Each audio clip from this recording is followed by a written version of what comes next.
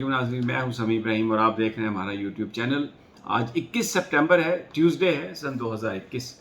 दो तीन बड़ी अहम बातें हैं। एक तो ये कि नवाज शरीफ साहब की जो जायदाद है उसकी नीलामी के लिए फिर तारीख डाल दी गई है और पहली दफ़ा है कि किसी साबिक वज़ीर आज़म की जो जायदाद है उसको बेचा जा रहा है ताकि जुर्माने की रकम वसूल की जा सके। मैं पूरी आपको तफसील बताता हूँ कौन कौन सी जायदाद है और क्या होगा इसका।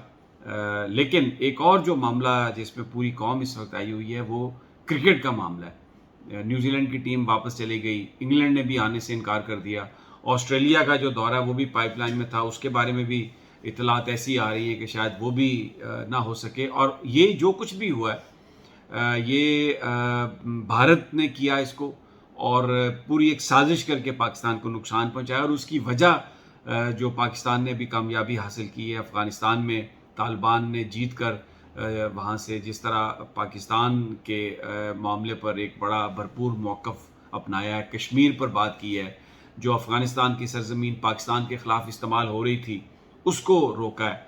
और आज जो ख़ास तौर पर जो स्टेटमेंट दी है कि वज़ीर आज़म इमरान खान जो कुछ भी कर रहे हैं अफ़गानिस्तान में मामलात को बेहतर बनाने के लिए, वो तालिबान कह रहे हैं कि वो अफ़गानिस्तान के मामलात में मदाखलत नहीं है। कतर, पाकिस्तान और चाइना जो रोल प्ले कर रहे हैं वो बड़ा पॉजिटिव है और तालिबान उसको कदर की निगाह से देखते हैं। बहुत बड़ी ये अप्रिसिएशन है। तो इससे एक बड़ी जलन है, इससे एक बड़ी तकलीफ़ है और वो हमें नज़र आ रही है कि जिस तरीके से ये सारा काम हुआ, इंग्लैंड और ये जो न्यूजीलैंड की टीम को वापस भेजा गया, इसमें दो तीन चीज़ें जो है ना वो बहुत ज़रूरी हैं।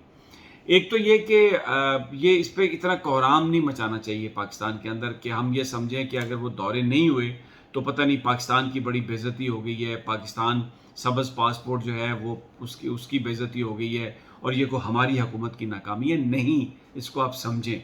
बात ये है कि ये एक साजिश है, इंडिया की साजिश है और उसने पाकिस्तान को बदनाम करने के लिए, पाकिस्तान को दोबारा अब क्रिकेट में आइसोलेट करने के लिए उन्होंने ये सब कुछ किया। जैसे पहले श्रीलंका की टीम पर जो हमला करवाया था तहरीक तालिबान पाकिस्तान से, वो भी एक इंडियन बैक ग्रुप है जो ये सब कर रहा है।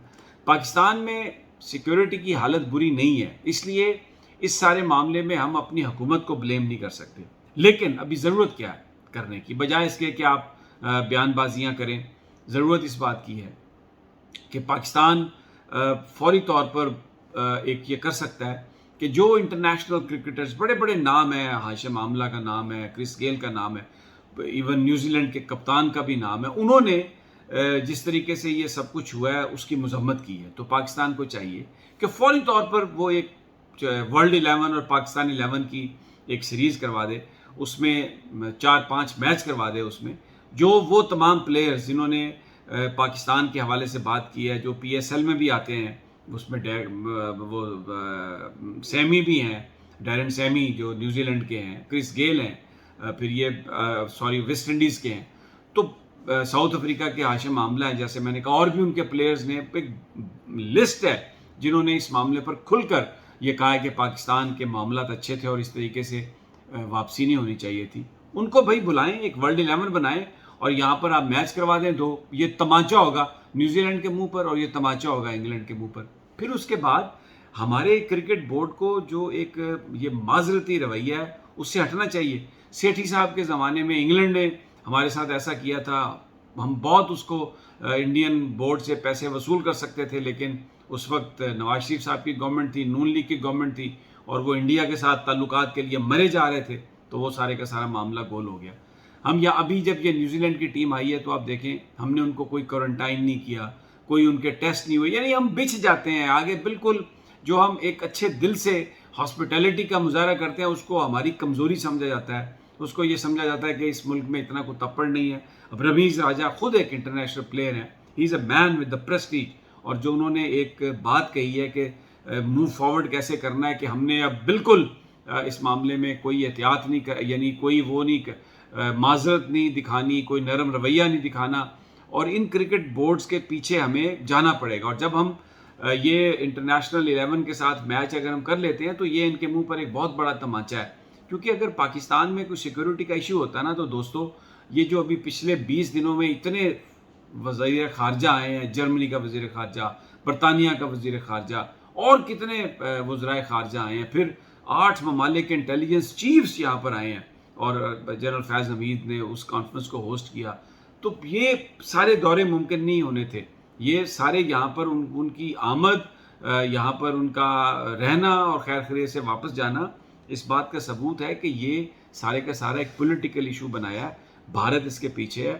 تو ہمیں، اور دوسری ایک بات میں آپ سے کہوں، یہ میں ضرور کہوں گا کہ یہ جس طریقے سے میں نے پہلے کہا، یہ کوہرام ایک مچا دیا نا کہ پاکستان کی کوئی بڑی بدنامی ہوئی، نہیں، پاکستان کی بدنامی نہیں ہوئی، پاکستان پر حملہ ہوا ہے، ہم وکٹم ہیں یہاں پر. تو کھل کر ہمیں بیان کرنی چاہیے چیز. اور ہماری ٹیم ماشاءاللہ اچھے پلیس پر ہے. سلیکشن اگر میرٹ پر ہوگی، ٹریننگ صحیح ہو جائے گی، کوچ صحیح ہوگا، تو ہم انٹرنیشنل کرکٹ میں ہماری ٹیم جیت سکتی ہے. اور پھر دیکھیں اگر ٹیم جیت جائے تو پھر جو سپانسرز بھی ہوتے ہیں وہ چاہتے ہیں کہ جو اچھی ٹیم ہے اس کے ساتھ ہی سارے میچز ہوں. تو یہ مجبور ہو جائیں گے بورڈز یہاں پر آنے کے لیے، اور یہ آئیں گے ایک دن. پاکستان کی ٹیم ٹیلنٹڈ ہے، ہمارے یہاں پر بالکل امن امان ہے، کوئی اس طرح کی بات نہیں ہے. It's all political and it's Indian ایک اٹیک ہے، ایک اسالٹ ہے ہم پہ. تو ہمیں کوئی نروسنس اس میں نہیں دکھانی چاہیے. دوسرا، میں نے آپ سے یہ جو بات کہی کہ نواز شریف صاحب، ان کی پراپرٹی کی تفصیل میں آپ کو بتا دیتا ہوں. ان کی 940 کنال زمین ایک ہے جو یہ موضع مانک میں ہے، پھر بدوکی میں ہے 299 کنال، پھر موضع مل میں 103 کنال ہے، موضع سلطان میں 312 کنال ہے، اور پھر 14 کنال ایک اور جگہ پہ ہے. پھر اپر مال روڈ پر بنگلہ نمبر 135 ان کا ہے. اب یہ کہا ہے عدالت نے انہوں نے کہ جی ان کی آپ کرکی کریں، اس کی نیلامی کریں، کیونکہ 8 ملین پاؤنڈ، یہ تقریباً 1 ارب 65 کروڑ روپیہ ہے جو ان کو احتساب عدالت نے سزا سنائی تھی ایونز فیلڈ اپارٹمنٹ کیس میں. پھر وہ باہر چلے گئے. ان کی جو اس حوالے سے جو پھر اپیل ہے وہ تو جون میں ریجیکٹ ہو گئی تھی اس سال، کیونکہ وہ آئے نہیں، اشتہاری ہو گئے. تو اگر کوئی اشتہاری ہو جائے تو اس کے سارے رائٹس ختم ہو جاتے ہیں. اس کی غیر موجودگی میں جب ان کی پھر اپیل ان کی ریجیکٹ ہو گئی تو 2 مہینے میں 60 ڈیز میں انہوں نے، یا 90 ڈیز میں، وہ جو اپیل کرنی ہوتی ہے سپریم کورٹ میں، وہ بھی اس کا بھی ٹائم گزر گیا، اس لیے کہ سپریم کورٹ میں اپیل کرنے کے لیے آپ کو ملک میں آنا ہوتا ہے. تو نواز شریف صاحب آئے نہیں. تو جب سپریم کورٹ میں آپ اپیل کا حق بھی آپ کا ختم ہو جائے تو اس کا مطلب آپ کی سزا فائنل ہو جاتی ہے.